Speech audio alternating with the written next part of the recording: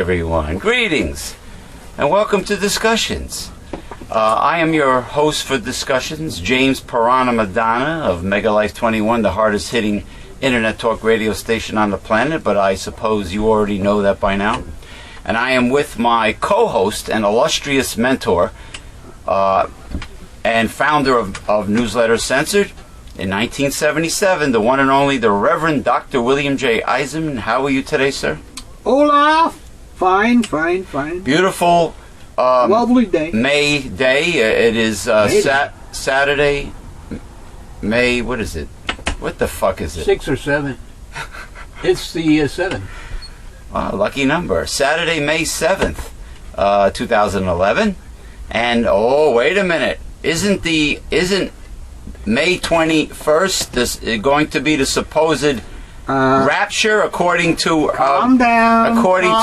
Dumbo ears? Hold on, I gotta do this guy. We have a little Harold Camping. I'm just a humble servant of God. I almost lost my shillelagh. This is, by the way, is an authentic blackthorn shillelagh imported from Ireland, and damn it, it's still a virgin shillelagh because it has not intercepted the skulls of any conservatives yet. No Tea Party conservatives yet, but you know what? It might not be a virgin forever. I think shillelaghs get harder with time as they age. Anyway, what were you going to say about the rapture of being May 21st? We will be dealing with that little later when we read our letters here. Okay, let me get started. What the hell? What is Satan trying to screw up our show here? Anyway, I just want to...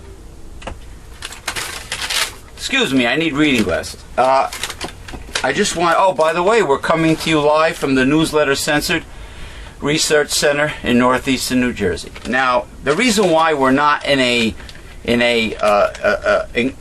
enclosed soundproof studio is because we wanted the au naturel look. We thought it would be nicer with on plain air. Yeah, I was getting to that. In the air, you know. Like, for instance, the smell of jasmine, the smell of the blossoms in the spring and lavender, summer. Grapes on the vine. Well, we don't have grapevines. The fresh air, the sunshine, all glory with the sunlight behind it, flowing and blowing in the breeze, to and fro in the breeze. You know, the natural look. Unfortunately, with the natural look comes all the jerks that open their big stupid mouths outside when the weather is pleasant. All right, let me. But what are you gonna do? There's always a drawback. Okay, you know, I was thinking of calling this video Conservatives, the Beast, and the Antichrist, the Unholy Trinity. Why did I say that? Well, simply because, which I will explain later. Everything that conservatives promote, everything that they're behind, is contraindicative. It's anti-Bible.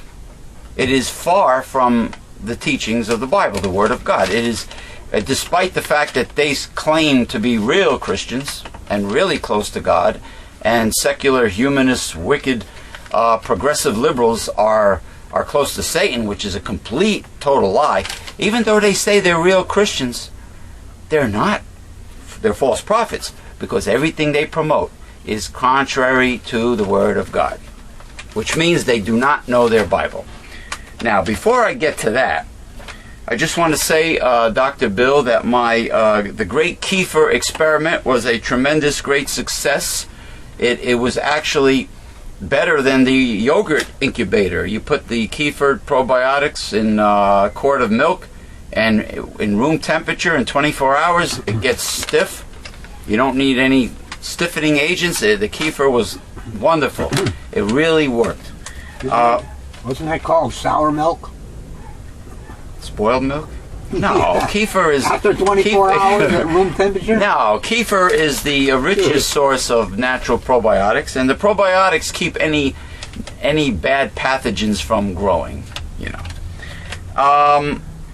Now, let's see. New Jersey superintendent. It was announced this past week that Governor Chris Crisco Balloon Boy Christie announced that he has hired a new New Jersey superintendent of public schools, I believe, and her starting salary is $240,000 a year. Wow. Gee, whatever happened I to... thought he was cutting teachers and everybody else with salaries that are $40,000 a year. Yeah, what happened to the sacrifices that Chris Christie wants the little guy to make all the time?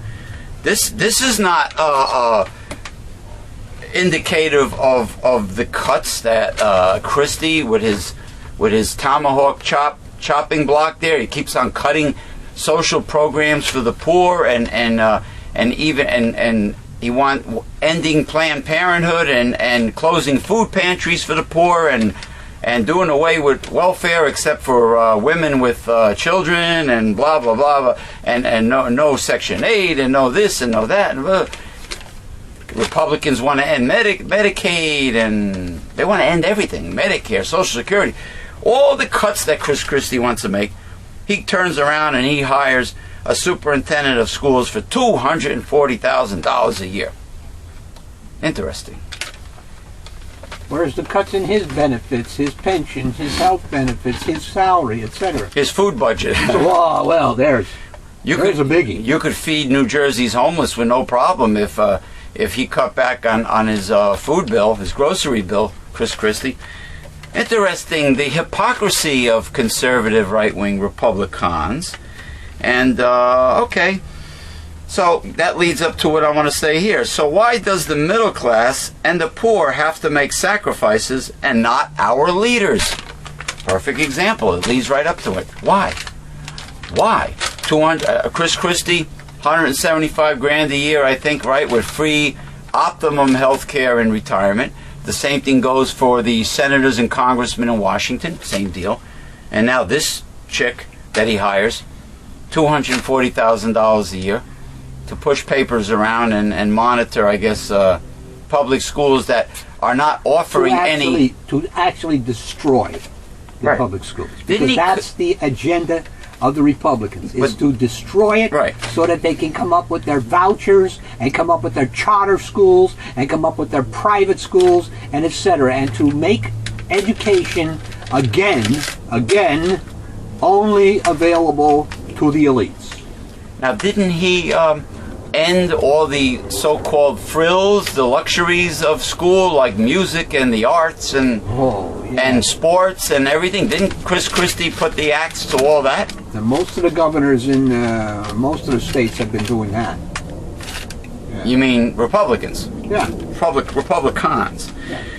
Oh. I know in Michigan they make the parents pay for those programs. Oh, really? Band, Okay. art. All right. Well, now a couple out, I think it was Wyoming, correct me if I'm wrong, but a couple was recently spied upon because they purchased they didn't purchase it. They rented a laptop from a company called Aaron's, capital AARONS, I believe, Aaron's store. Oh, that was Old Glory. Hit me in the back of the head. I thought maybe there was a big friggin' bumblebee, so sorry about that. Aaron's store. They took the laptop home, and apparently the software kind of secretly activated the webcam, and they were spied upon. Sounds like Big Brother, the Big Brother show that Jesse Ventura had one time on conspiracy theory. Huh? Does it sound familiar? Did you hear this? I saw it on the news. Yeah. Spied upon. Yeah. So the woman's saying, my God, the laptop was in my room and I got out of the shower or whatever. I was in my panties and bra. God knows how many people saw us in our home. And then the big magic question is why? Why is the software on rented laptops from Aaron's store secretly spying on people without their knowledge? Interesting. Now, when your webcam is on, isn't there some sort of light? Or Yes. something that tells you that it's on? Right. But if it works without the light being on, I'd say that's pretty sneaky. And do you think this is part of the whole Big Brother deal, spying on specific United States citizens? It's probably just an individual or something within that company. We've had cases. Selling sex? We've had cases of a guy setting up a camera in the bathroom, and recording. Or what about the motel rooms that have the hidden? Too, There was a place called the York. I think it was called the York Motel in North Bergen, New Jersey, on Route 3 East, and they had a little secret, had a hidden camera behind like a photograph or a painting of some sorts, and then of course they were selling the videos as amateur porn. Right. Isn't that typical capitalist, conservative America, to do things in a sneaky way without having to pay employees to make profit off of people for free? Doesn't it sound like something Republicans would love? They do. Having hidden cameras and spying on people having sex. They allowed George Bush to do what he did. Undermine the First, Fourth, Fifth, Sixth, Seventh, Eighth Amendments to the Constitution. Come on. Yeah. They didn't speak up. No, not at all. So they like that stuff. They like government when it's a dictatorship. They love dictatorships because dictatorships are good for big business. Yeah. Pinochet and, all of those dictators that big corporations love. Well, speaking of dictators and the third world countries that they usually prosper in, Walmart, among other companies, the Disney Corporation, and others, are so generous. And this sounds like a typical conservative thing that they did. They offered the poor Haitian people a whopping, now take your digitalis and hold on to something before you pass out, a whopping 11 cents per hour salary. Oh, wow. And they should be glad to get it. The Haitians should be happy to get it. Don't spend it all in one place like my uncle used to tell me when he used to slip me a couple bucks. It's like 11 cents an hour in the 21st century because the poor people are third world and they're impoverished. And, gee, what a big favor American companies are doing Haiti. How great conservative American capitalism really is. I bet you're proud of yourselves, Walmart and Disney Corporation. This is something Republicans probably would endorse, and they would say exactly what you said, Dr. Bill. They should be happy to get the 11 cents an hour. But you know what I would tell them? I would tell them, don't stick the 11 cents. I mean, stick the 11 cents an hour where the sun don't shine, brother. That's what I would say. Go fuck yourself. And 11 cents, how despicable. Why don't you just bring back slavery? Oh, they would love to do that. Wouldn't they love to do that? They're working on conservative capitalists. They're working on that. Would love to bring back slavery. Now, the reason why I mentioned the title of the show being, conservatives, the beast and the Antichrist, the unholy trinity, is because simply, like I said earlier, that Republicans, conservatives, are very anti-Bible. Because everything they preach is anti what is in the Bible. They're against helping the poor. They want to cut all social programs for the poor. They have no compassion for the poor. They believe in deregulating corporations and businesses so they have the right to steal from you. That goes back to what you have on the front of under the title of your newsletter, Censored, right? He who makes haste to be rich shall not be innocent. Mm-hmm. What is that? It's Proverbs, right? I believe so, yeah. Right? And he who oppresses the poor to get rich, and he who gives to the rich shall surely come to want. Right. Those portions of the Bible, they seem to not have run across. Yeah. You know? So there's nothing. And they've never run across prove all things either. Prove all things, hold fast that which is good. Yeah. Thessalonians, prove all things. If you don't know your Bible, then I guess you can't prove all things, conservative Republicans, you know, and conservative Democrats, the blue dog Democrats that sold out their voters. You know, I mean, everything that comes out of their mouth is anti-Word of God, is against, you know, what is in the Bible. So therefore, yeah, it makes sense. Conservatives, which will be in control of the new corporate plutocracy, the feudalistic oligarch that want to control the United States and the world. Conservatives are behind it. The devil's economics, conservatives, and then after that, you have the emergence, I assume, of the beast, and then followed by the Antichrist. So I figured the title might make sense. Conservatives, the beast, and the Antichrist, the unholy trinity.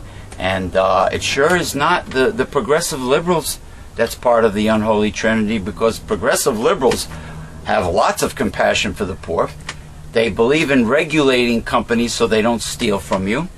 They believe in social programs to help the poor. And they believe that the rich should pay for it, that we should have a public option. They believe in FDR's second Bill of Rights, that, you know, we have a right to a happy, comfortable retirement, a public school and college education. We have a right to a good, adequate healthcare system with the public option. We have a right, and the rich should pay for it because the rich can afford it. And you know, and the Bible is loaded with information about the rich giving to the poor and helping the poor. If you don't believe me, just read it. You know, I mean, the Reverend Dr. William J. Eisenman with his God Project has proved it. If you listen to the God Project every Sunday on our Mega Life 21 hard-hitting Internet Talk radio station, which there is a link at the top of www.newslettercensored.com, and also on our Facebook profile, Mega Life 21. It's all there. It's self-explanatory. Prove all things. That's it. We're not about proselytizing or soul saving like these right-wing fundamentalist holy rollers that have to go out and witness and shove religion down your throat. And show up at your door at 10 o'clock in the morning, Saturday morning. 10 o'clock? They showed up at my door years ago at 7 a.m. Oh, come on. You're talking about Jehovah's Witnesses? Yeah. Yeah, and one time my mother let in two Mormons. They were very cute, by the way, but, you know, I don't know. I felt, at the time, it was years ago, I felt guilty hitting on them because they were Mormons, but you know what, I should have hit on them anyway. This was a long time ago. But anyway, she let them in, and they didn't want to talk about verses from the Bible, about passages. Nah, they wanted to talk about the Book of Mormon.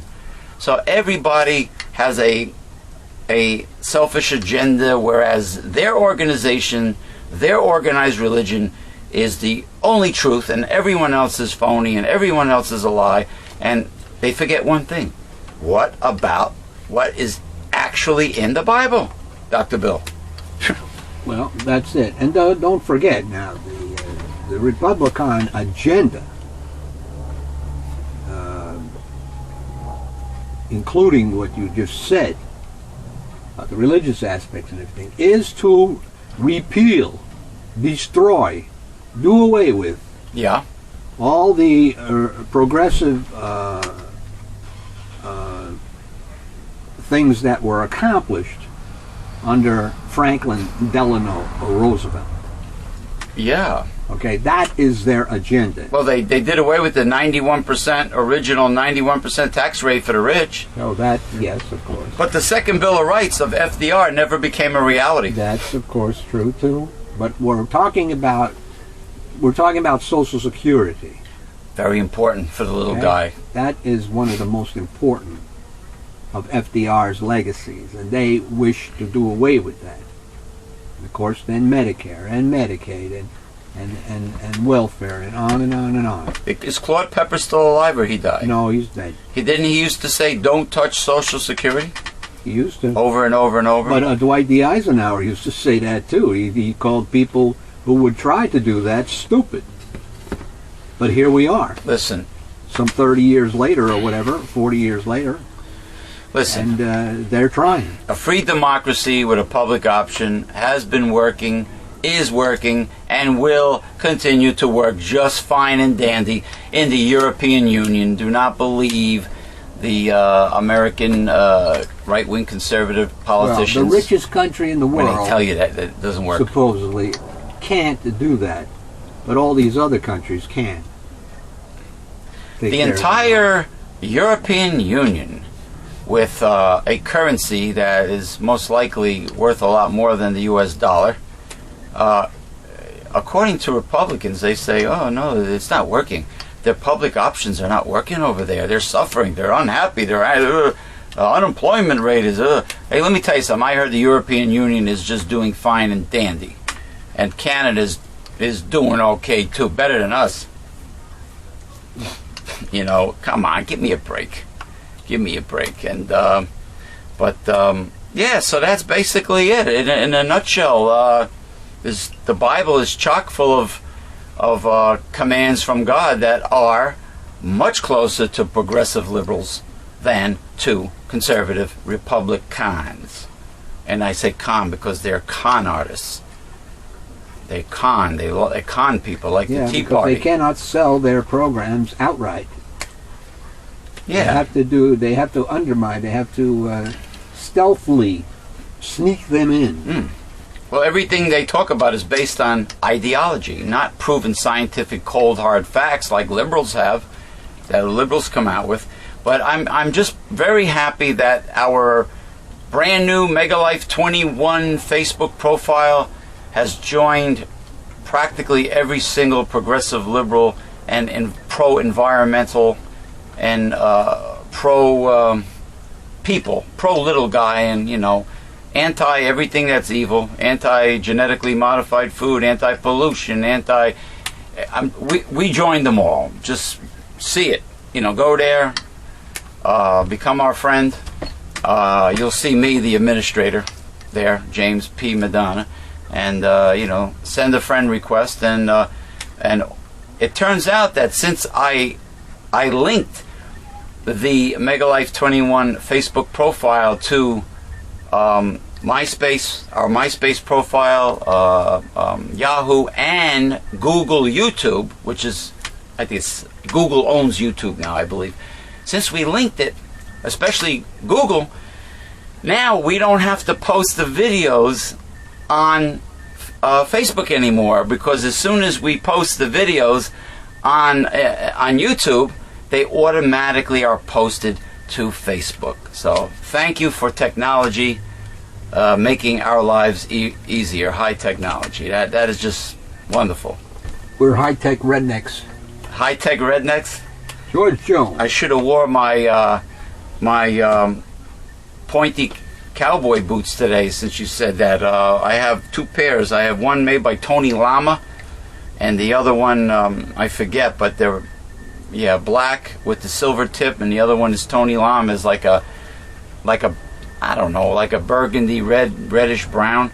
Anyway, I got them from a company called Drysdales.com out of Oklahoma, and they were on clearance, and I only paid $60 each. No, per pair, of course. $60 per pair, and that's a great price for real, authentic, all-leather Western boots. Not man-made soles, leather soles, my friend. That's a great price, because here in northeastern New Jersey, they rip you off, man. Well, they rip you off for everything here, but it's like over $200 for a pair of brand name Western boots, like a Justin or a Tony Lama or any of those Dan Post, you know. Anyway, articles, sir. After granting companies $400 million in tax incentives in 2010, the Christie administration has outdone itself, having already given $500 million in such breaks in 2011. That's nearly $1 billion in lost tax revenue given to entities that exist for the sole purpose of making money. And that's not the end of it. That's not the end of it. I know there's more, right? For Governor Christie has proposed $200 million for the operators of the Mall of America to fix the Xanadu debacle. Wait a minute. The same people that built the Mall of America in, I believe, Minnesota took on the Xanadu project here in the Meadowlands in New Jersey? They're affiliated? The Mall of America? Yeah, there is. The original Mall of America was built in Minnesota. I guess so. And it's quite large. I guess this is the New York... Christie wants to give them money, you know. He wants to do a little Wall. He wants to do a little like Wall Street wealth fair, a little Wall Street bailout, If right? I'm not mistaken. See, Republicans give to the elitists all the time. If I'm not mistaken, he cut somewhere around $1 million lousy dollars from some sort of women's health care thing. Well, he doesn't want Planned Parenthood. He's given hundreds of millions of dollars away to those who already have money. See this? Well, I know he doesn't. I know he wants to end Planned Parenthood. Well, as we they speak. all do. They all these Republican governments. Oh, but it's interesting. It's interesting that he wants to give how many million to the Xanadu project? Again, $200 million. $200 million. Interesting. A food pantry to give crappy food to poor people is can't afford. Oh, the state can't afford that. Oh, the state is broke. The state is broke. The state is broke. Only a couple $1 million involved there. Yeah. A couple $1 million for that shitty food? Yeah. It's worse than hospital food. Maybe. The food pantries. They should be ashamed of themselves. It's like the lousy. They should get more money then to buy better food. It's like It's like the Swanson Hungry Man dinners they give for Thanksgiving to the homeless in the soup kitchens. You know, that crap when you have the politicians do the photo opportunity and scoop the friggin' the gravy and the stuffing and all that, the crap, you know, and probably pressed turkey roll for turkey. $100 million for the new operator of the Meadowlands racetrack. Oh, really? And $200 million for the Hunts Point produce market to relocate from the Bronx. That's on the East River. You know, I think that originally was at Fulton Fish, everything lock, stock, and barrel of Hunts Point. I'm not sure if they moved Fulton's, but I know they wanted to. This, at the very same time, he has declared war on teachers and toll collectors, making the kingly sum of $65,000 a year. This is a good article. For Christie, New York Governor Andrew Cuomo and their fellow traveler Governor Scott Walker of Wisconsin, Oh, that bum. not enough can ever be done in service of the rich. Whether it is cutting taxes at the top or weakening labor rights and diluting regulations that might affect their bottom lines. This kind of absolution of businesses from the responsibility of paying toward the maintenance of the general welfare of the state in which they're making money represents ratification of the adage that only the little people pay taxes. Yeah, Leona Helmsley. Yeah. The late Leona Helmsley, yeah. Only the little people. I guess that applies to Martha Stewart too, right? Only the little people pay taxes. Now that's the kind of article I want to hear. It's very applicable. Well, you just heard it. I just heard it. You see this, brother? See that shamrock, man? Just want you to know that this is a real, authentic blackthorn Irish shillelagh. Okay, the magical stick of all leprechauns. Or is it leprechaun? Leprechaun. Anyway, next article. Give these billboards credit. They don't hedge their bet. Judgment Day is coming. May 21, 2011. Not sometime this decade, not sometime this year, but precisely on May 21. Oh, ooh. The hundreds of billboards May 21st. warning unrepentant commuters of their impending doom are courtesy of a California radio station led by 89-year-old evangelist Harold Camping, who initially predicted A mummy with big ears. who initially predicted the world would end in 1994. There you go. He was wrong. New Jersey, about 30 believers paid to erect the signs in hopes of warning and saving their neighbors. 7 billion people are facing their death. What else could I do?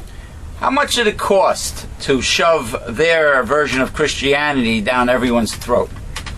The right-winger, fundamentalist, holy rollers. How much did it cost them to erect? I don't think we're going to get there. Okay. The views, this gentleman views the billboards as a message of hope. Really?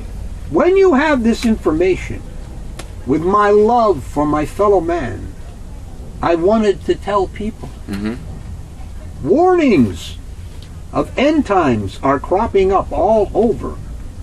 Along Route 15 in Rockaway Township, a handmade sign has a litany of upheaval that could double as a CNN news crawl. Earthquakes, tsunamis, and war. Pray, pray, get it right. The signs of his coming are here. Throw in buzz about the Mayan calendar's purported lights out date of 2012, and it makes for jittery times. Jittery times, yeah. People love to speculate about the end of the world. It's human nature to want to know when Jesus is returning, said Barbara Rossing, author of The Rapture Exposed. Aren't they forgetting what the Bible says? Not even Jesus or the angels know when the end will be. Obviously, they haven't read it. And an ordained pastor at the Lutheran School of Theology in Chicago. Ordained, wow. But Christ specifically admonishes us, don't try to figure it out. A smart man. She finds Camping's views to be at odds with even those described in the best-selling Left Behind books about the rapture. When some Christians believe they will be swept up into heaven, as those left behind endure years of war and hardship. Tribulation? He has some very strange teachings on his website. This is very odd thinking. Many May 21 believers say the Bible contains clues that brook no argument. God tells Noah the world will end in 7 days. The Bible also equates a day to 1,000 years. The date of the flood has been set at 4990 BC. So, adding 7,000 years plus 1 for the missing year 0 produces the year 2011. Translating a biblical reference to a month and day from the Hebrew calendar to the Gregorian results in May 21. Wow. It's no other date. It's only that date, said Michael Garcia, No other day? Special Projects Coordinator at Camping's Family Radio Enterprise. Wow, they have a bat phone to God. I'm The impressed. gathering up of saved souls will begin, followed by 5 months of chaos and tribulation that will serve as a spiritual going out of business sale. It will culminate with the end of the world on October 21. This article is very appropriate for the title of this show. I'm very That happy. is daunting to Anthony Hernandez, 44-year-old technology worker from Chester Township who runs a monthly Bible study class in his home. Although he devotes himself to proclaiming the message of the May 21 date, he knows that doesn't guarantee his salvation. No. If I find myself here on May 22nd, then I'll be unsaved, because all the believers will be taken, he said. In the sky, right? Lucy in the sky with diamonds. Asked if that scared him, the father of 7 replied, "It is scary. I don't know if my children are saved." They, He's made no contingency plan. he was wrong before. For life after May 21, neither booking a summer vacation with relatives nor stocking up on provisions. I've done nothing, because if I'm lost, I'm lost. It's over, he said. So cancel your summer vacation plans. Now, if June rolls around and this rapture does not happen, that would make Mr. Camping wrong. What is this, the third or fourth time, perhaps? Or third time, maybe? He shouldn't have got a first chance. I think he predicted sometime in the 1980s and then 1994, and this would be number 3. He shouldn't have got a first chance. But you know what? Those suckers keep on sending him lots and lots and lots and lots of money. The people that go contrary to the Bible. All right, go ahead. Although the May 21 prediction is widely dismissed, even mocked, Camping's followers see validation in that reaction. Suckers. After all, Yeah. Garcia said Noah met nothing but skepticism when building his ark. It probably wasn't even raining at that time. What was the attitude of everybody else? They scoffed, and they died, said James, who also sees inspiration in Noah's tale. So, scoffers don't bother me. Nor is the refusal of mainstream churches to accept their prediction any cause for doubt. For Camping's followers believe most churches are now corrupt. Family Radio has placed about 1,000 billboards nationally. Garcia declined to disclose the cost. Okay? As well, how much contributors gave in total. But he said individual donations ranged from $100 to $5,000.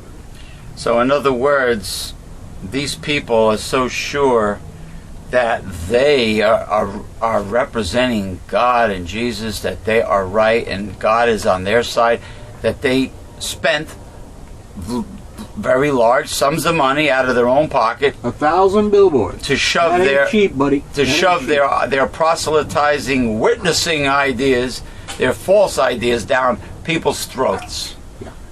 Unbelievable. Well, isn't that the way it is in America? In American politics, the same thing. He who has the money can shove his ideas down the voters' throats. Conservatives do it. They've been doing it right along. They have the blowhorn because they have the bucks behind it, because they support corporate greed. Thus, corporate greed supports them. Their elections, re-elections, campaigns, and their agendas. Yeah. So, I mean, a faith-based agenda should not get 1 penny of taxpayers' money, because no one, and that includes Harold Dumbo Ears Walking Mummy Camping, no one can prove that their religion is true and that their God exists. Well, for thousands of years, they've been getting away with we have to take it on faith. We have to take it on faith. Don't spend taxpayers' money. Because, you know what? I got news for you. Atheists are taxpayers too. So are Hindus. So are Muslims. So are all the other religions, and they're taxpayers. You got to respect them.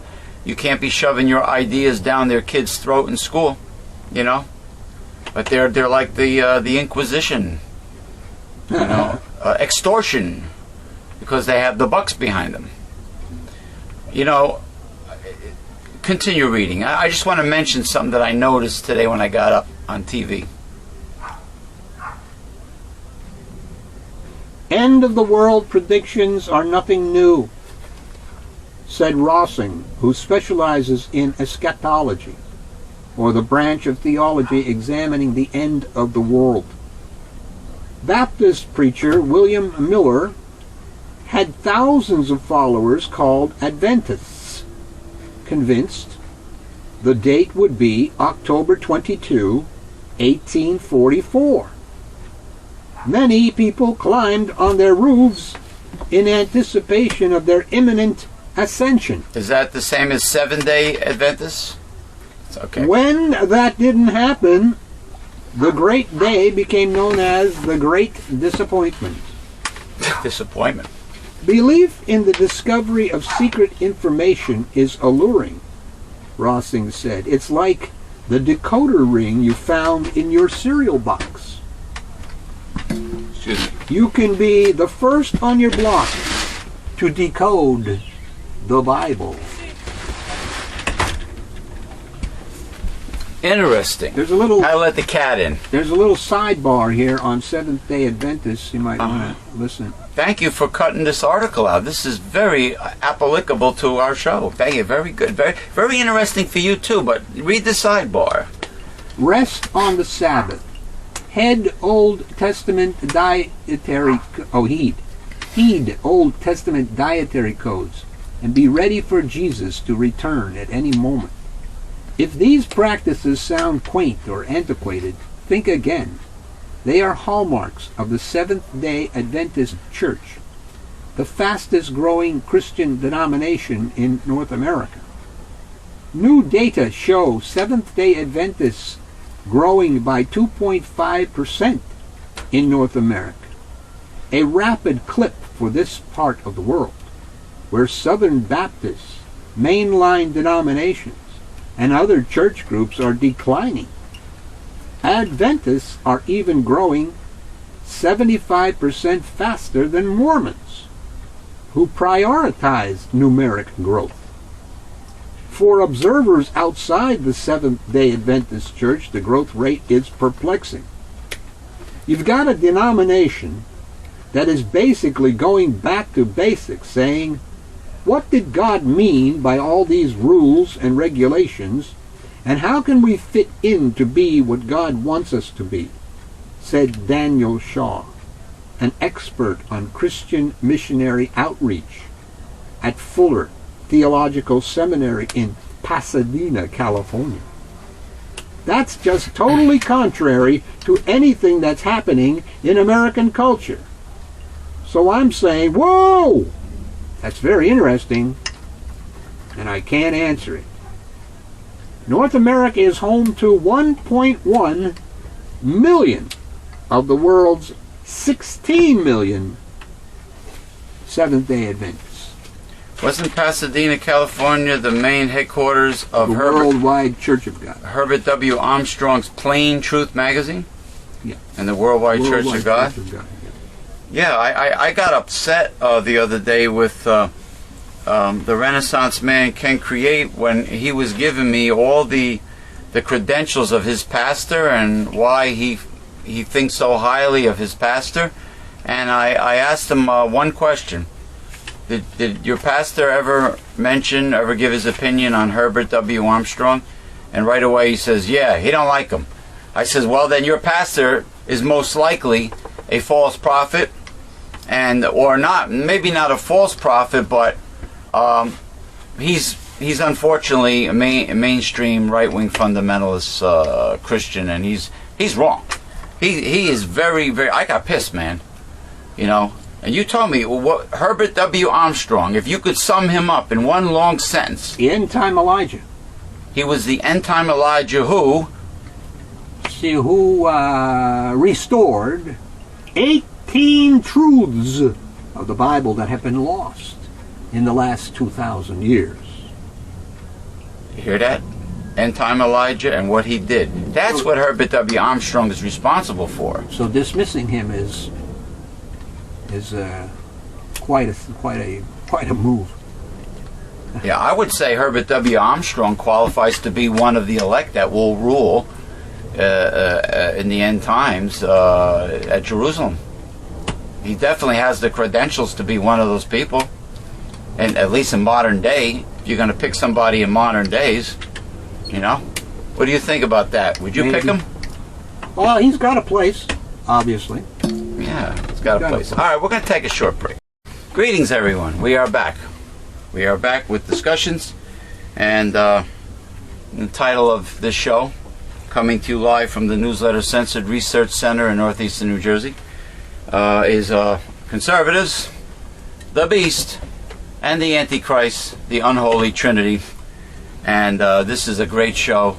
We had some really fantastic newspaper articles that were read by my co-host and mentor, the Reverend Dr. William J. Eisenman, very applicable to the end times and very applicable to the title of this show. And they were heavy duty. One of them was classic conservative bashing involving New Jersey Governor Chris Crisco Christie, Balloon Boy himself, and not taxing the rich and cutting, you know, everything that's good for the poor and so on and so on. And then the next one was about Harold Camping, right-wing fundamentalist, famous right-wing evangelist.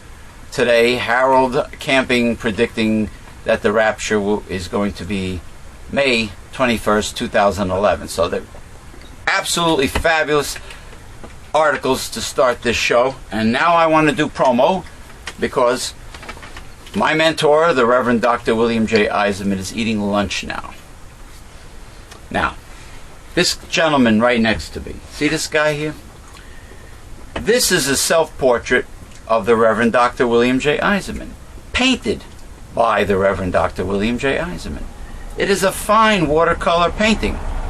The Reverend Dr. William J. Eisenman is a fine watercolor artist, and you can view the William J. Eisenman collection of fine watercolor art by going to www.newslettercensored.com. You can go to the William J. Eisenman Facebook profile. You can go to www.myspace.com/megalife21. And if you see something you like, send Dr. Bill an email and find out if the painting is still available. And if it is, the bidding starts at $500 each. You can purchase an authentic watercolor painting by the Reverend Dr. William J. Eisenman and signed by the Reverend Dr. William J. Eisenman. Now, very good. See this here? This is Newsletter Censored, founded in 1977 by the Reverend Dr. William J. Eisenman. Okay? This is what we are all about. This is what the talk shows are about, the internet talk radio shows, the video shows, and the websites that are part of our organization. It is all based on this. This is the backbone of our organization. This was founded in 1977 by the Reverend Dr. William J. Eisenman. This is the kind of truth that most people are afraid to hear. Can you handle it? This newsletter contains the 5 taboos of American life, which is politics, religion, health, human sexuality, and child rearing. Okay, and it contains the political monologue at the beginning, censored. This is the new issue, titled Listen, Little Man and Woman, by William J. Eisenman, Ph.D. Sometimes it contains tidbits, which is current news topics, but this is a long one, so there's no room. Followed by, in this case, The God Project by William J. Eisenman, Doctor of Divinity. Okay, and in this is the latest newsletter because it came out in the spring of 2011. It's titled The Easter Lie, Revisited, and then followed by Sexuality, A Holistic Approach by William J. Eisenman, Ph.D. Okay? You're not going to find anything like this in the mainstream media or read this in the mainstream press. You need Newsletter Censored. We are living in the end times. you need Newsletter Censored in the end times. Okay? You need Newsletter Censored to teach you how to defeat a conservative.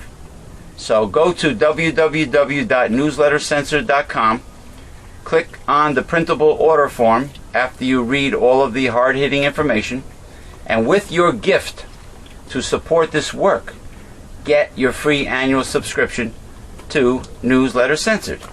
I was just telling, hold on please. Any paintings that I need to reveal yet? Is that like almost done? Work in progress. In progress. Okay, I'm going to show you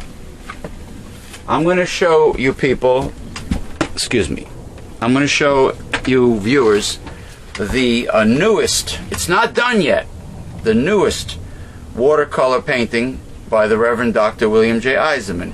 I repeat, read my lips. This painting is not finished yet, so if you're the type that likes to talk shit and criticize on the internet, please do not do so because it is not finished yet. Okay. What is her name? Her I name forgot. is Dina. Dina. Okay. This is one of his friends, Dina. She's from the Midwest? Ohio. Ohio. Okay. All right. It's not done yet. This is, hold on. This is Dina from Ohio, a friend of the Reverend Dr. William J. Eisenman, and it's in progress. This painting is in progress. So this is his newest or latest watercolor painting. Okay, and of course when it's done, when it's finished, it will be signed by William J. Eisenman. Okay? Dr. Bill specializes in watercolor art. He likes watercolors. They're pretty. And they're not messy. Like Oil. Like oil. Yeah, oil has a big cleanup. Now, acrylics are also not messy, but you cannot have an acrylic painting in direct contact with sunlight. You were telling me you have to kind of keep acrylic paintings away from direct sunlight because it will eventually fade them. And is that the theory? And it seems that acrylics won't last 100 years. They will not? That's the theory. What if you keep them out of sunlight for 100 years? What do you think will happen? You think they'll hang in there? I don't know, but I certainly would not like one of my paintings maybe to end up like the Last Supper of Leonardo. Yeah, I wonder if it has to do with bright sunlight, the shelf life of acrylics being only about a century. I wonder if that's what it is. It could be. Some kind of oxidation takes place. Probably. Sunlight, the sunlight will fade. Anything that has bright colors. It'll fade watercolor too. It fades flags. You ever see American flags that are old? On the big tall flag posts at some city halls in some towns that are too fucking cheap to get a new flag. I've seen it. I've seen it in my town. You don't want to buy a new flag. You have to give that money to the rich. What do you mean? How much does a flag cost, for God's sake? Doesn't matter. The flag should be brightly colored and replaced periodically. Right. Doesn't matter whether it's $10, $20, $50. That money has to go to the rich. What are you, Eugene Krabs from SpongeBob SquarePants? Come on, the rich? Oh, it has to go to the rich? Yes. Oh, you're being sarcastic with me. You're being sarcastic with me, Dr. Bill. So anyway, what was I saying? Oh, acrylics. Because I got you a whole bunch of acrylic paints that you haven't used yet. But I have a funny feeling that it's the sunlight, direct sunlight, that fades it. So just for the hell of it, you should bang out a couple and just, I don't know, see what happens. You have to clean up the brushes afterwards. Oh, you can't. You got to make sure there's no acrylic left on the brushes. Oh, by the way, before I forget. And to clean up watercolor, all you do is dump it in the water. If you have an old, crappy, beat-up paintbrush that you're ready to throw in the garbage, could I please have it? Because you know How what? big? Or can I borrow it? No, it does not have to be large at all. You know why? Because my friend, the owner of revolutionclubs.net, Mr. Christian Darce, is sending me a small bottle of royal purple paint so I can touch up my Persian clubs, my Persian exercise clubs, the meals. MEELS, and there's a couple areas, because they're painted purple. What happens is if he uses the type of wood that is known to have beautiful wood grain, he doesn't paint it. He just seals it, with some kind of polyurethane coating of some kind, and just allows the natural beauty of the wood grain to be visible. But if it's a type of wood that is not known for its beautiful wood grain, he paints it. The bottom part, not the handles. But anyway, if you happen to have one, I don't really... It can be a piece of crap that you want to throw out. It doesn't have to be anything of value. Really? Out of all the paintbrushes you have, that one is the shits? No, seriously, really? This big one? This is a piece of shit? You don't need this? Haven't used it yet. Because I don't want to take, I don't want to take, I don't want to take a brush that you can possibly use. Like, in other words, if the bristles are not the kind of bristles that an artist really needs, if it's like a cheap material that doesn't have the resilience that you've told me about, I'd rather take your crappy bristles that don't spring back. Well, that's the crappy one right now. Okay. All right. Going once, going twice. Very nice. All the American. All right. All right, Chief. Thank you. Because I'm going to need it to touch up me Persian meals. And it has nothing to do with food. Okay. Let's see now. I guess we're going to go back to you. You're just about done with your food. I guess we're going to go back to the articles, so I might as well just, camera person, just keep on running. Keep on running with it. Now, I want to say one more thing. Dr. Bill, the fact that no evidence has been revealed of Osama bin Laden's body with photographs or anything for the world to view, it's totally based on the faith and opinion of Mr. Barack Obama, and the Obama administration. So that reminds me of the evidence that was quickly eliminated right after 9/11 by, I believe, the government, U.S. government. There was no evidence to be found, according to Jesse, the Governor Ventura, on conspiracy theory. Everything was confiscated and immediately shipped out. So it's kind of like similar, in a way. Interesting. As far as I know, excuse me, there is some evidence lurking about. I mean, people have say that they have found thermite, which indicates explosion. Oh, which indicates which is the basis of the theory. Which is the basis of the theory that the explosion came from below the Twin Towers. Below. At the floors below, the base of the Twin Towers. Allowing the pancaking effect. It could not have possibly been based on the explosion of the jet fuel or from above. Or the heat. Jet fuel, I believe, burns at 1,200 degrees. And that metal would burn at 2,000. So the theory that the metal was made weak by the flames, etc., causing that, doesn't hold water. Doesn't hold my tea either. So in other words, a lot of questions. Yeah, so which that were never answered. And a politician from New York said that recently, the man who's very slender and he's very good. He's very, very impressive. He's a Democrat, I think. Wiener? I think it was Schumer? him. I think it was Wiener. I could be wrong, but it looked like him. I saw him from a distance on TV, and he had said that conspiracy theories, unfortunately, they never end. They go on and on and on. Well, we're still and on. JFK, RFK, Malcolm X. Martin Luther King. Nothing has been solved, even by the commissions that were put together to examine them. Didn't answer our questions. No.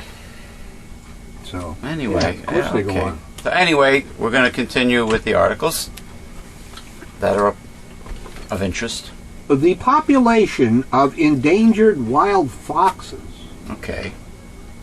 on Santa Catalina Island soon could recover to levels not seen in a decade since canine distemper decimated them.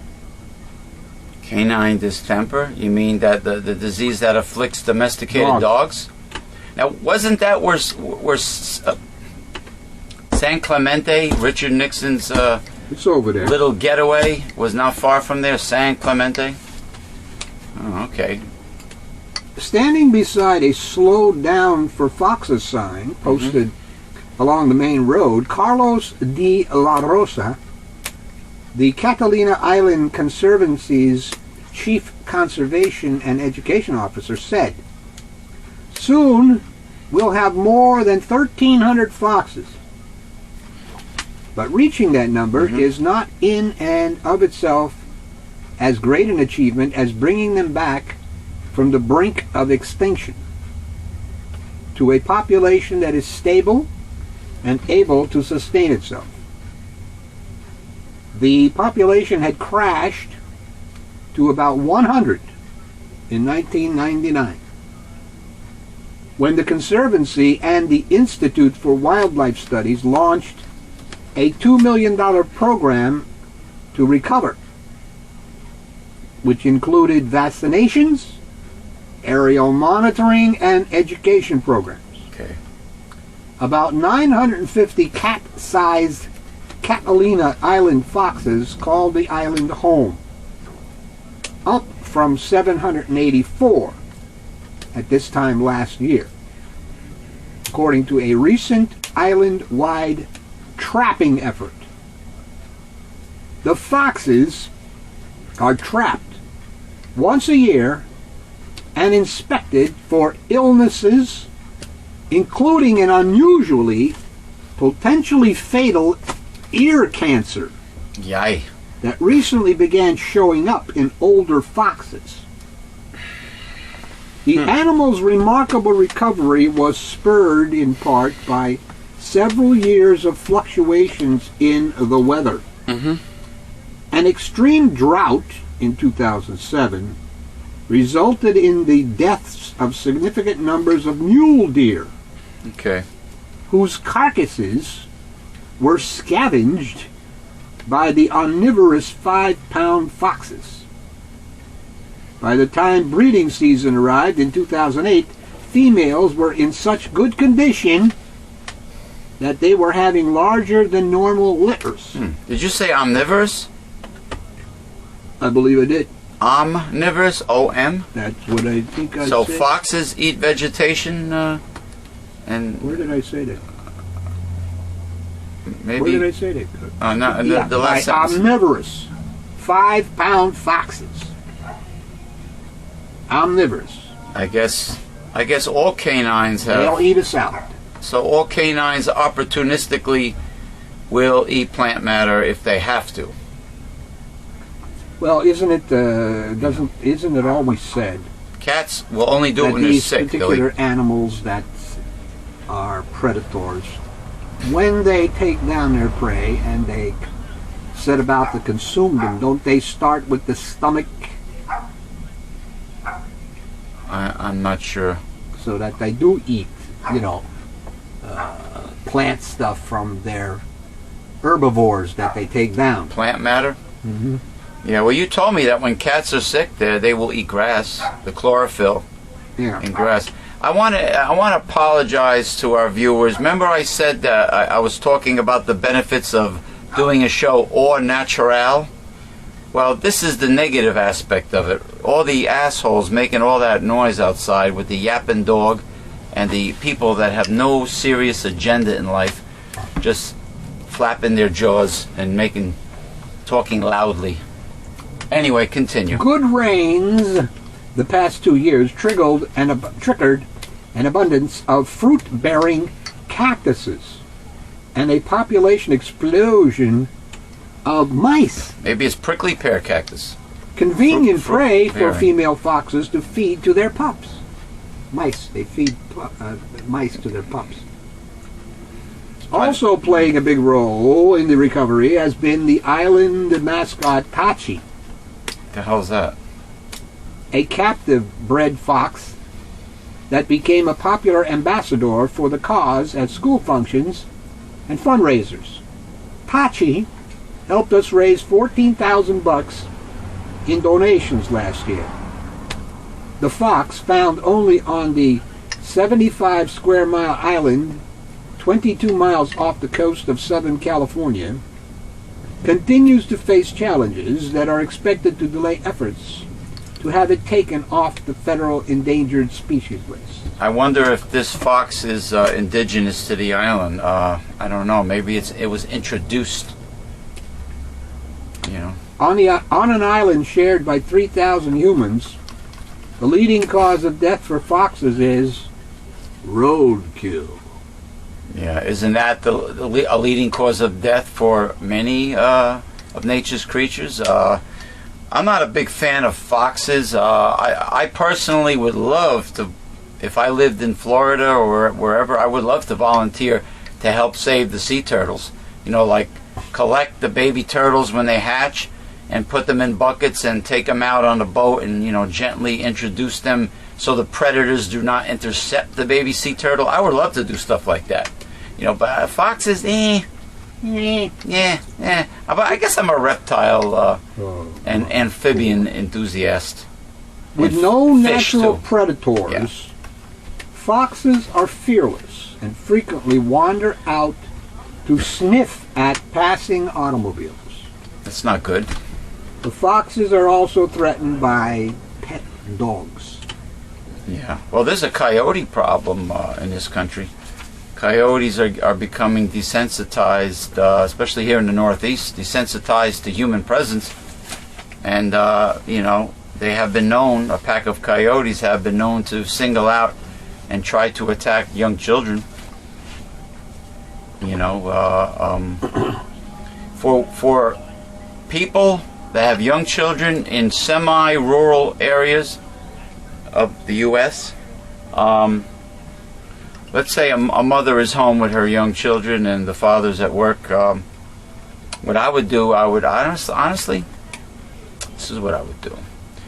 Go to coldsteel.com and they have these authentic, usable, very sharp, very strong replicas of African spears that have been known to dispatch lions and leopards and such. One is a Zulu warrior spear, the other one is a Zamburu spear, and they're quite effective, and they will put a good distance between, let's say, a woman and a coyote or whatever. And if they happen to be, if your kids are screaming out there, I would just go out there and I would just dispatch them. I would just stick this spear could like cut they show you on YouTube. It just slices a pig in half, you know, especially the Zulu spear. And just have something like that handy, because, you know, you don't have to get the permit for the firearms, you know, with this, and you can do a good job and, you know, keep the animal at bay away from your body. Nearly 4 years after New Jersey banned horseshoe crab harvesting to protect a vanishing shorebird at the Delaware Bay, Good articles today. scientists say they are not optimistic about recent evidence showing the red knots may be on the rebound. Ground surveys at Delaware Bay last spring found 24,000 red knots, Fucking big mouths out there. compared with about 15,000 counted in 2008, marking the largest number of the birds found there since 2003. New Jersey and Delaware biological studies last year also found more crab eggs on the bay estuaries, which provide the birds with a crucial migration meal each spring. Okay. We've seen a bump up in the numbers. It was a year that we had settled weather, so there were more crabs and more birds. We'd like to think we saw the bottom, but we don't know. The problem, biologists contend, Now we got a plane going overhead. is that the birds' overall numbers are still at a potential crash level. The Delaware Bay spring count last year was still less than 50,000 birds recorded there in 1998. Additionally, the entire Western Hemisphere population, numbering from 100 to 150,000 just 20 years ago, is now between 18,000 and 33,000. Although there are signs some animals are coming back into the bay, neither the horseshoe crabs nor the red knots can be called a recovered population. The red knot decline has been blamed on overfishing of horseshoe crabs. Now what the hell are horseshoe crabs used for? There's nothing to eat. There's no meat on them. They're all leg. Actually, and shell. I think they're more closely related to an arachnid, to a sea spider, than they are to an actual crab. They look like trilobites. If any of you have ever seen a horseshoe crab, they're very prehistoric looking. You know, like even before dinosaurs, which is when trilobites existed. You know. Very armored looking. It looked like a tank with a tail. It looked like a tank with a spiky tail, but not a venomous tail like a stingray. Good. You know. Particularly in the Delaware Bay, resulting in a reduction of inbreeding adult female crabs and crab eggs on the shore. The crabs are used as bait in the conch and eel industry. There you go. And fishermen contend New Jersey needlessly killed its cottage crab industry by imposing a harvesting ban in 2006. Over-harvesting. That was extended by law into 2008. The greed of over-harvesting strikes again. Wonderful capitalism. Backed by conservatives. There's another view of the crabs and red knots, and it's not necessarily so pessimistic. There is more than adequate proof showing horseshoe crabs are not in danger and that there are plenty of eggs for the red knot. Who says that? Conservatives? Said Greg D. Domenico of the Garden State Seafood Association. Under the Christie administration? Corporation. There you go. It's a corporation. Delaware Bay is the focal point of the dispute because it is where the world's largest population of breeding horseshoe crabs emerges from winter waters each spring to lay eggs. It's also a huge a feeding ground for sharks, from what I hear, the Delaware Bay, which is the beginning of the Delaware River. You know, where the Delaware River meets the sea, the Atlantic Ocean. In turn, red knots stop to fatten up on the eggs as they make one of the longest migrations known in the wild world.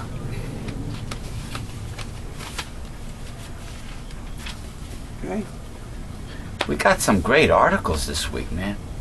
Very, very, very interesting articles.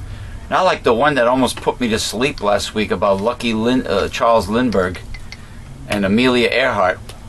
That was a snoozer. It was very important stuff. I know the history of flying, I know. There is a big mystery in the world. Animals are disappearing. Another great article. Well, it's sad. Very tragic, though. And no one knows exactly why. No one knows why. Oh, really?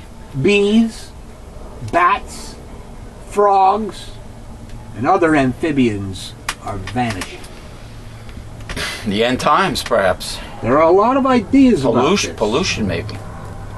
Experts believe the disappearances and deaths are happening for a mixture of reasons. If so, many animals are in trouble. It may mean the Earth is in trouble too. Experts believe there may be many causes joining together to kill off certain animals. Some experts are calling this mixture of dangers a perfect storm. The dangers all come together to make the situation even worse. For example, climate change may put so much stress on an animal that it gets sick easier. Pollution and pesticides may be weakening animals' immune systems. The immune system helps the body fight off sickness. In America, in 2006, honeybees began abandoning their hives and disappearing. No bodies of the missing bees have been found. Really? You mean to do a bee autopsy to find out the cause of death? No bees were found. It wasn't meant to be. Maybe it's UFOs. If they know the problem. What the problem is? It Maybe wasn't meant to UFOs. be. Get it? My humor again? UFOs. UFOs? Well, if you ask a right-wing fundamentalist or holy roller about UFOs and crop circles and all that, they'll tell you that they're demons. Why would a demon, Dr. Bill told me Wednesday, why would a demon need a mechanical device to get around? Unless they just do it for the illusion. No one knows where they went or what happened to them. Each year since then, there have been more of these strange disappearances. Experts say more than 1/3 of all honeybees have disappeared in the United States. One day bees would be swarming around their hives, apparently healthy. Then all of a sudden, all the worker bees would vanish, deserting their hive, the queen, honey stores, and young bees. Other bees would avoid the deserted hives, not even trying to get the honey, sitting there unguarded. Scientists call this strange event colony collapse disorder. And these are not so-called annoying insects or bugs that people like to refer them to. These are very important creatures. Okay, pollination, agriculture rely mostly on bees. I mean, the wind takes care of some of it, maybe birds a tiny percentage of it, but for the most part, bees do it, right? It's a serious situation. End time prophecy, perhaps. Although colony collapse disorder is new, honeybee health has been getting worse for about 30 years. Diseases and environmental problems are some causes. A varroa mite, or tiny spider-like creature, rests on the back of a honeybee. Experts believe this mite may be one of the causes of bee disappearance. So the mite might be the problem, the cause. Get it? The might be the cause. Many other dangers, such as pesticides. If they don't find out, it wasn't meant to be. Global warming, many viruses hitting at once, and modern beekeeping practices may be added to the problem. I love mushrooms. I'm a fun guy. But listen, this is a very serious matter, all kidding aside. Shut the fuck up. Anyway, au naturel has its good points and it has its bad points. Anyway, what great articles you've picked out, Dr. Bill. Really? Well, continuing in that vein. Continuing in that. Oh, another one. Experts say Wow. honeybees help us grow about 1/3 of our food. What was I saying? Agriculture. We cannot grow many crops without them, including nuts. My head. Nutsonline.com. My- Oh, I found them on Facebook, by the way. Did you get my message? Nuts Online has a Facebook. Yeah, everybody has a Facebook. Everybody has a fucking Facebook, except for Chavez of Venezuela. He doesn't have one. Nuts, berries, fruits, and many vegetables such as cucumbers, What? pumpkins, Cucumbers. Oh, cucumbers, Q. and pumpkins and broccoli. Calabaza in Spanish. Pumpkins. Broccoli. Broccoli. For example, some crops such as almonds depend on honeybees to pollute almond flowers. Almonds extremely important in the Reverend Dr. William J. Eisenman's classic nut and seed meal. Almonds, walnuts, roasted peanuts, sunflower seeds, but raw sunflower seeds. Oh yeah. In California, Lecithin granules. almond growers need 1.3 million colonies of bees. This is about half of all the honeybees in the United States. Wow. Now almonds. This particularly affects almonds, not the walnuts, right? That's what it said. Okay. But it said nuts. So Yeah, who the very- hell knows what other nuts? Very expensive nowadays. Incidentally, one of the most nutritious snacks you can consume, nuts and seeds. High in price, I'd say the least. Unbelievable. I would say sunflower seeds, raw shelled pumpkin seeds, and the nuts, but not necessarily. No, not what do you call it? Not cashews, because they're too high in carbohydrates, and macadamia nuts are relatively low But they're expensive. in a nutritional density. But They got good fat though. Brazil nuts, very rich in selenium. Don't eat more than several Brazil nuts per day. You know, and if you do eat several Brazil nuts per day, do not take Take your selenium. Cut your selenium intake. Don't take your selenium, supplemental selenium. They're really that high, but it's important. It's very important. Nuts, almonds, walnuts, very, very nutritional. One of the best vegetarian omega-3 sources would be walnuts. Of course, there are new champions now. Like I think the richest known source used to be perilla oil, but now it is chia seed oil. Is the highest omega-3 fatty acid source. But anyway, this is a very serious subject. About the depletion of the bees. When bees, bats, birds, and other creatures pollinate Yeah. plants, they carry a fine dust Bats? called pollen The bats are not nectar. Well, from fruit one bats. plant to another. I'm sorry, fruit bats of the East Indies. And the fruit-eating bat is Yeah. one of those animals that do not make their vitamin C. No, they like guinea pigs and primates and man. They require to get their vitamin C from foods. Mhm. Oh yeah. This allows the plants to produce. Some experts say bees are so important to our food that colony collapse disorder might be one of the biggest threats to national security. Experts believe overworking bees may be one of the causes for colony collapse. Beekeepers move colonies of bees around the country so bees can pollinate different crops.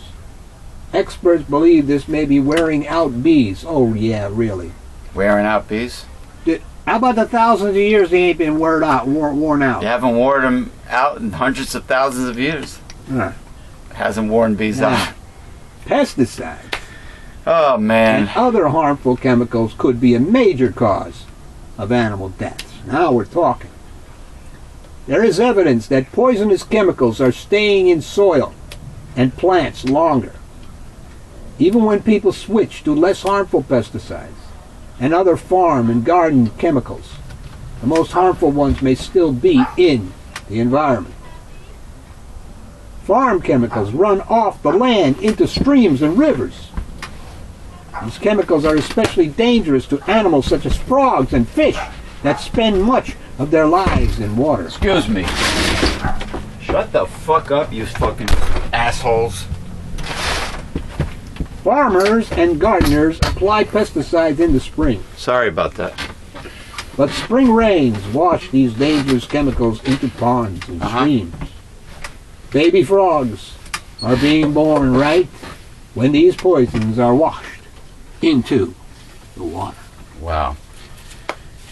I'm telling you, it's end time prophecy.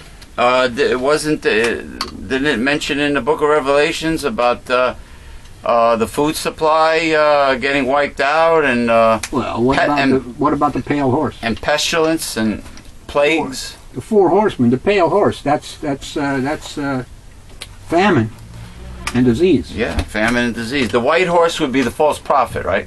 Yeah, the false religion. Which would most likely be the False religions will be on the rise. the revival of the old Holy Roman Empire by the Roman Catholic Church with the King of the North. That doesn't have anything to do with the beast per se. This is false religion. False religion. We have. You told me that the beast. Wait a minute. Religion. I'm going to hold his feet to the fire. You told me that the beast will most likely be the European Union led by Deutschland, by Germany. What does that have to do That's with what the you told white me. horse? The white horse is false religion. Yeah. So what does that have to do with But the beast? he will be, you said he will be aligned with either the beast or the Antichrist. That the Antichrist the false- is Jesus. Well, I'm sure a lot of people. Well, a lot of people They might will challenge see- you on that, but Of course they will, but they will see him coming down, right. and they will believe he's an alien Okay. invading. So when the second The comes, Antichrist appears only in John. It does not appear throughout the Bible. oh really? Yeah. And John, Now there have been not in Revelation. references to people who have acted like the Antichrist, but the Antichrist that you're talking about will not be a person per se like that. It will be an event, and people will regard this invasion as an It's invasion. not gonna But the be- false prophets, the false religions, the white horse has nothing to do per se with the beast. The beast will be guided by a false church, the Roman Catholic Church, which guided the Holy Roman Empire 6 times throughout history. But that's only one religion. Yeah.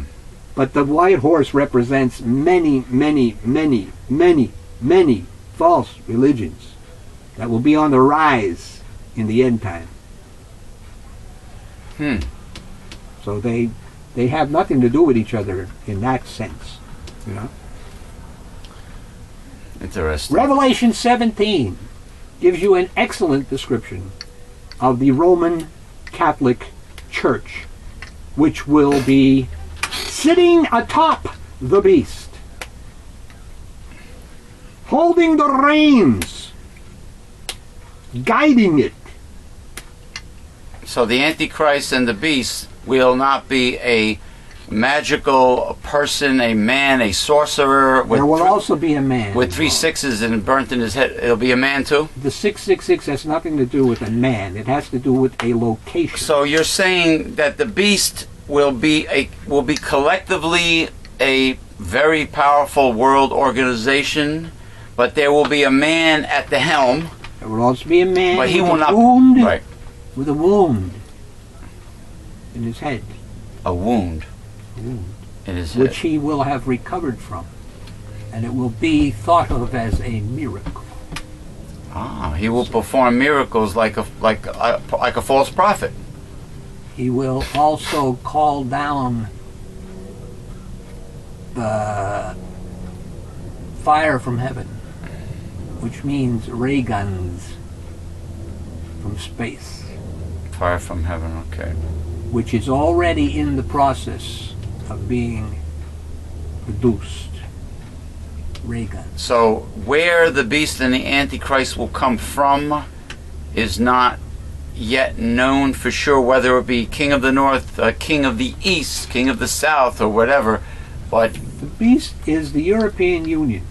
The Holy Roman Empire. Okay. That's the beast. That's the collective organization, a world power, the beast. There will also be a man who will be a dictator within the beast. Right. And the beast, the king of the north, will come down. That's the king. The king of the north is the beast. Right. And they will come down and defeat, like you were telling me at another time, King of the south. the king of the south, which most likely will be, in your estimation, Extremist Islam. Islam extremists, Okay. led by Iran, led by Iran. most likely. Right. Aligned with Egypt and the other Yeah. countries over there. So the king of the north, with the with the Roman Catholic Church, will defeat them. And then, of course, it was Gog and Magog of Asia will be the king of the east, right? Gog and Magog? Yeah. Okay, and they will defeat the king of the north. Well, Overrun. they won't defeat them. Jesus is going to defeat both of them. Oh, so the second coming of Christ They will gather together. The king of the east will come down and want to try to move against the Holy Roman Empire because it will see what it has done in the Middle East. Right. With the Islamic extremists, and it will at the same time crush Israel, the United States and Britain and the other 10 tribes, modern day descendants of ancient Israel. And the king of the east will say, hey, whoa, what's going on here? And they will come down and try to stave off this power that is enraging. And whilst they are there, then you'll see the alien come down. So he will be looked upon as an alien. Jesus. Then they will march, both of them, Yeah. against Jerusalem, Okay. where this alien will have set up headquarters. That'll be in the whole Mesopotamia or Armageddon Valley, Kidron Valley. Kidron They Valley will gather there. area. That area is large, Right. and in the past, armies have gathered there. Right. Now after the second coming of Jesus, we have the 1,000-year rule, where Satan is bound, is in a pit somewhere. He's held captive for 1,000 years. He's taken off the airs. Right. The airwaves. And then he's released. Taken off the After airwaves. 1,000 years, he's released. Go again to stir up trouble. And there's a part where he will be like a roaring lion upon the earth when he's... God has been involved in testing to see who will actually stand the test of time and remain with him. So that's what the devil does. So he allows Satan to do his dirty deeds as a test.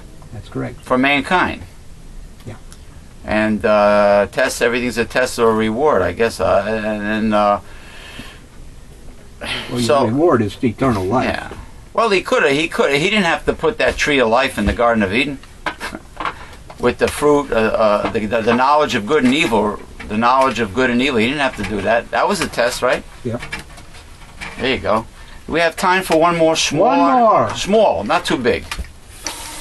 Scientists have grown a piece of heart muscle Yeah. and then watched it beat by using stem cells Right. from a mouse embryo. Okay. A big step toward one day repairing damage from heart attacks. Wow. Think of Dr. Kenneth Chine as a heart mechanic. Okay. We're making a heart part, and eventually we're going to put the part in, is how he described the work by his team of Harvard and Massachusetts General Hospital researchers. Okay. Now, of course, It's going to grow it? Republicans do not like this kind of research. Heaven forbid science should help save the lives or alleviate the suffering of sick people who rely on this kind of science. Heaven forbid. I think that's pretty Christian to help sick people. What do you think? Well, if you're an Ayn Rand supporter and Strauss and Screw those all people. of these people, Yeah. who the Republicans follow, these people that would be helped by these stem cell research are considered the dregs of society, and it would be better to be without them. Well, you know, it would be a fantasy to see the hordes of torches and pitchforks string up the Ayn Rands of the world. That'd be great.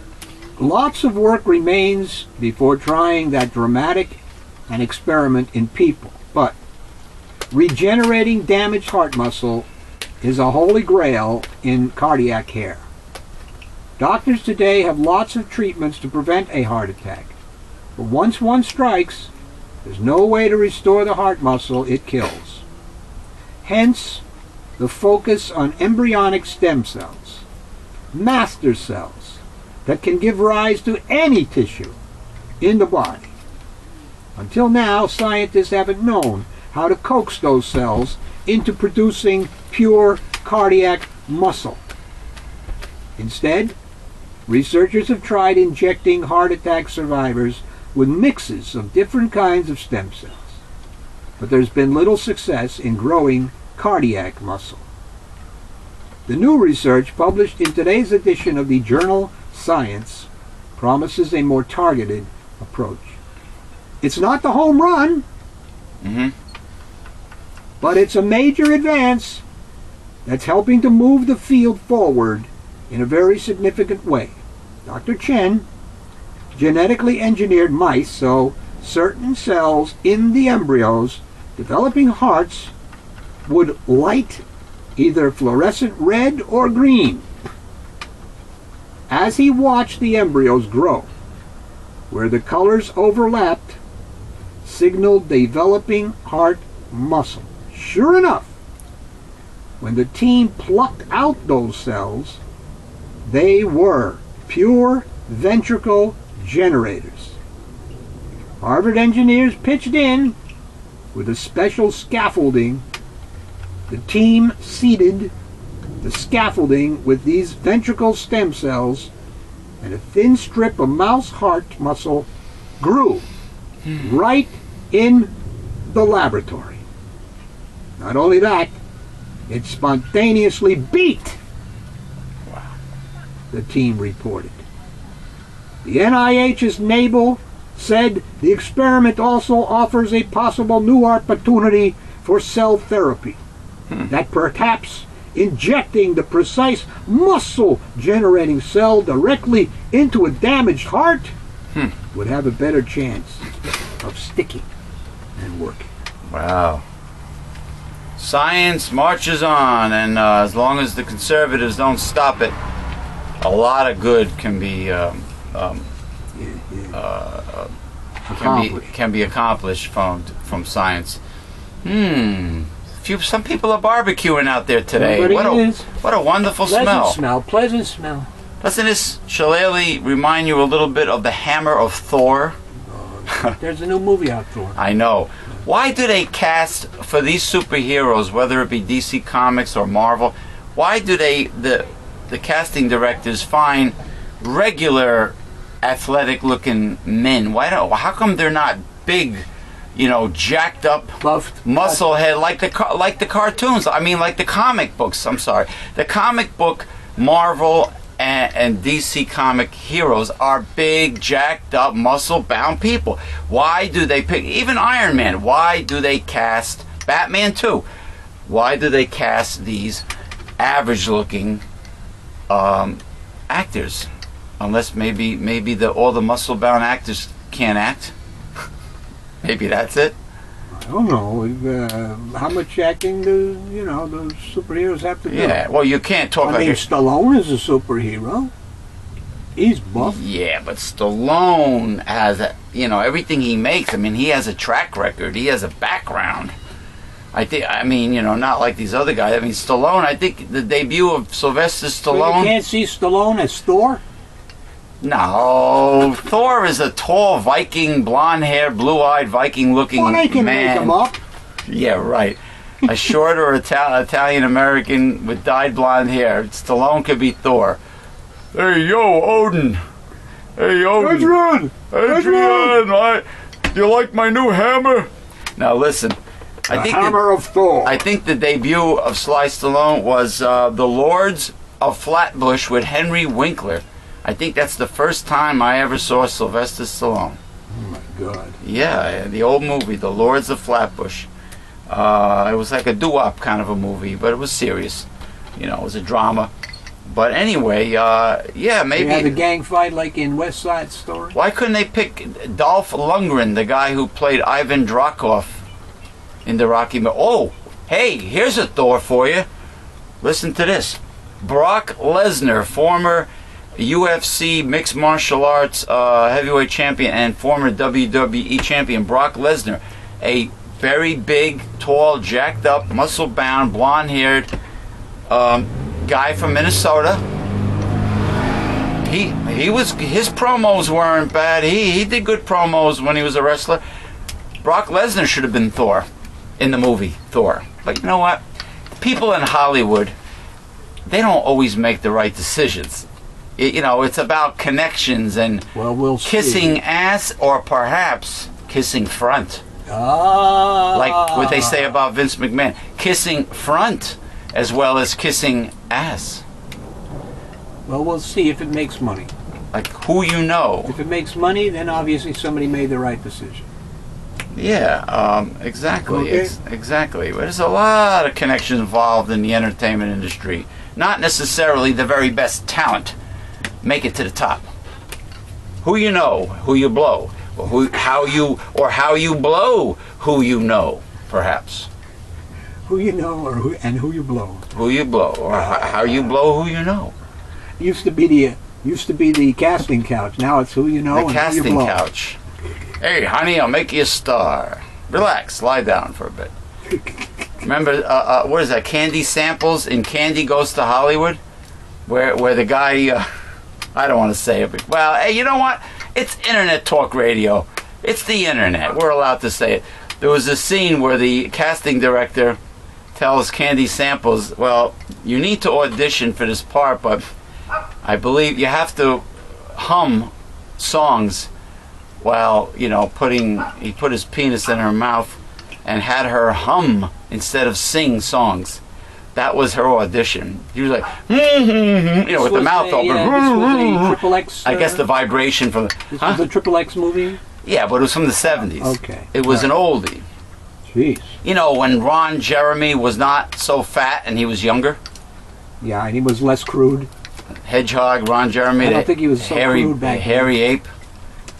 Now he's fat and sloppy and crude. And John Leslie was a good actor, actually. Yeah, John Holmes was around. Of course, Eric Edwards. Now was Peter North a 70s North. man, or he was an 80s? He's in that area. Peter North might have been too young, but to 70s. I think 80s. Ona Z was 70s or 80s? Yeah, I think 80s. Yeah, I liked Ona Z. And She was very attractive. Yes, Vanessa Del Rio, another oldie.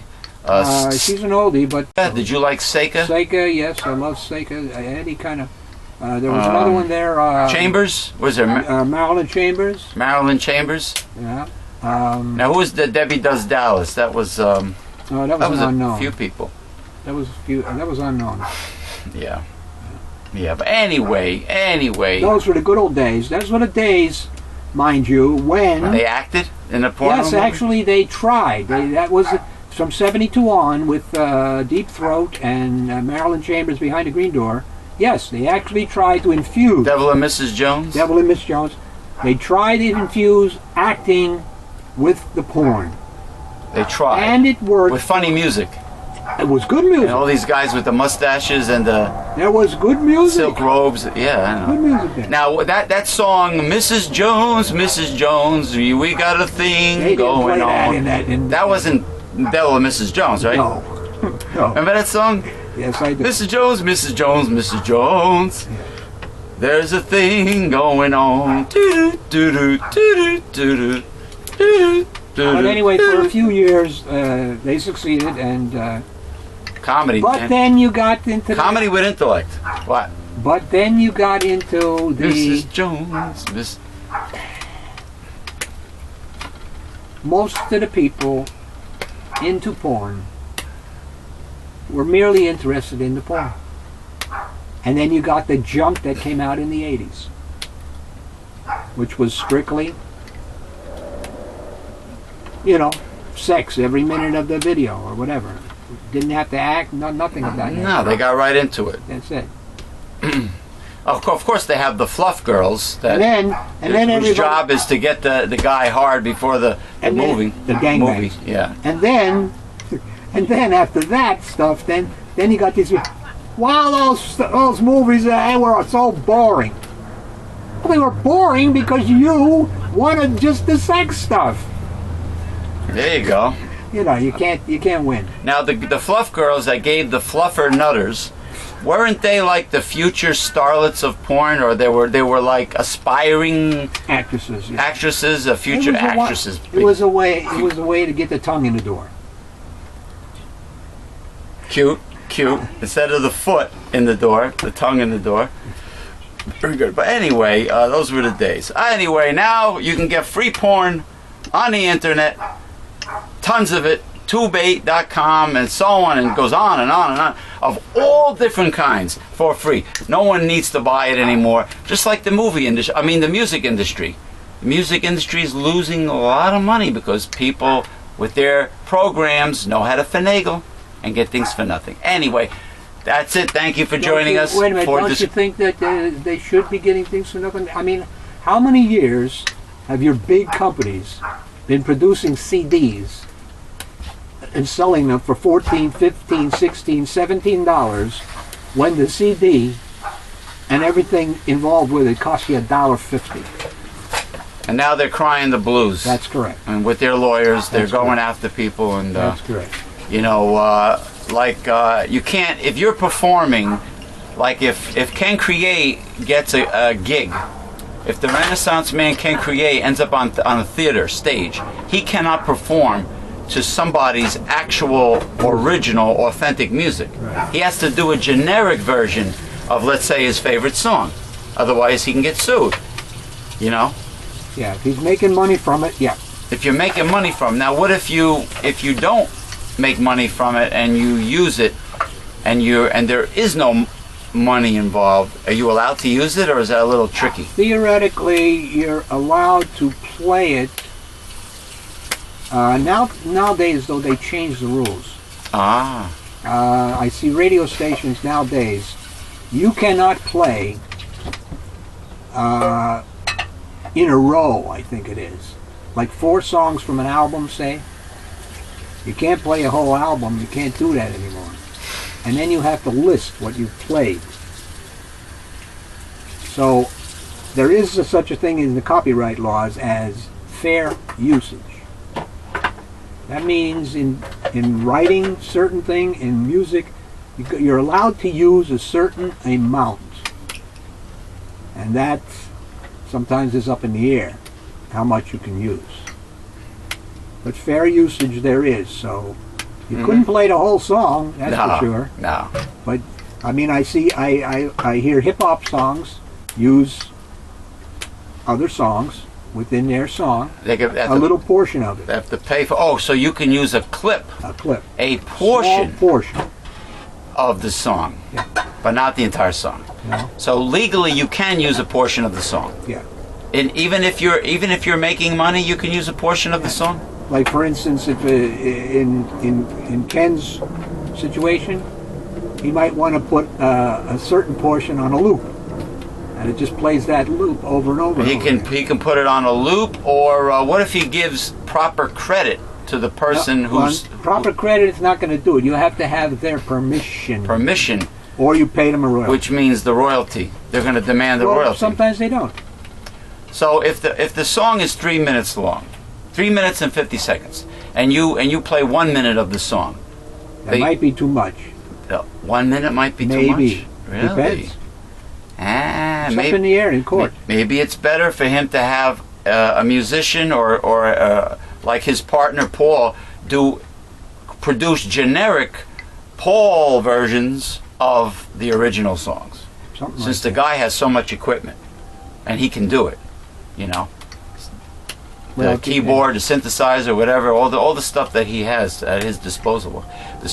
Okay, sounds makes a lot of sense. Anyway, thank you for joining us for discussions. Say goodbye to everybody. Hasta la vista. Adios. All right.